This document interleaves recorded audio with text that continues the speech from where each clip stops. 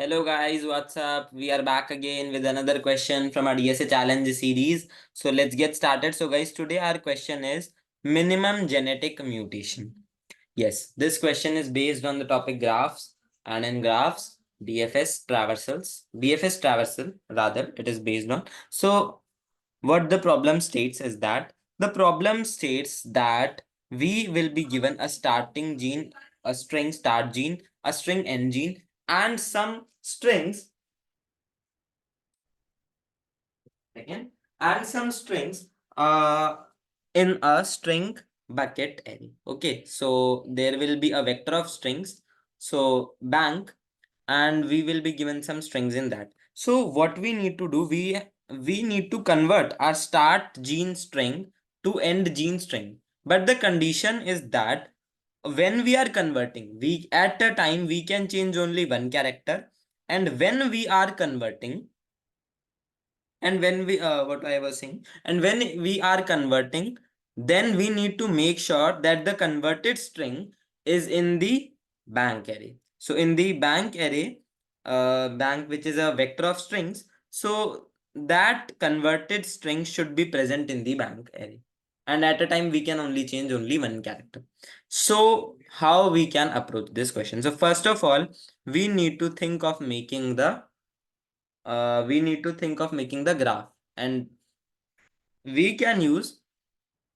So what we will be approaching this problem, how we will approach this problem is that we will take the strings in the bucket. Since we know that we can go from one string to another string, and there should be only one character difference in two strings. And what strings we can have? We can only have start gene string and the strings which are there in the bank.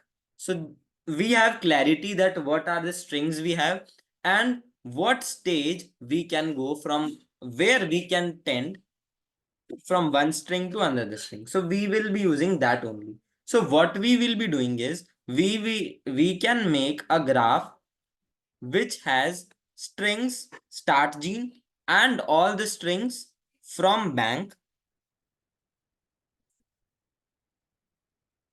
Okay, so we will be having start gene and all the strings from bank, such that, and in the graph, the adjacent lists, adjacent strings will be such that if there is a difference of one character in these strings, so they will be adjacent, because we can go from that string to that string.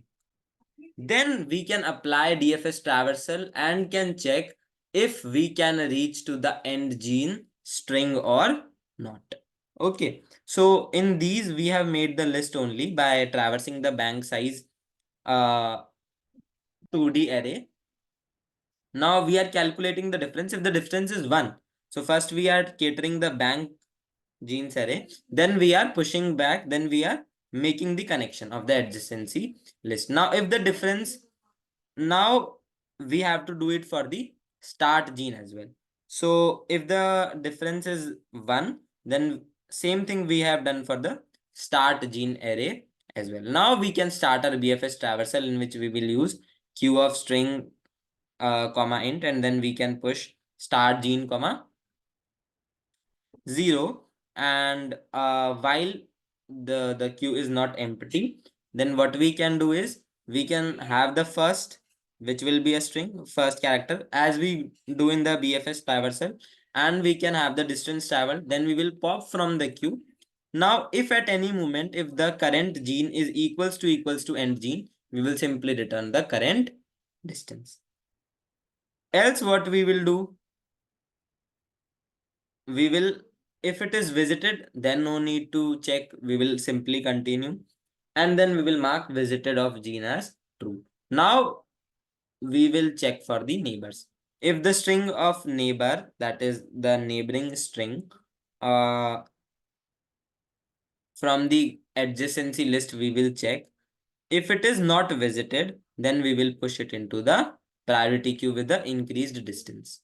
So at any moment, if we get our end gene, then it is our valid answer.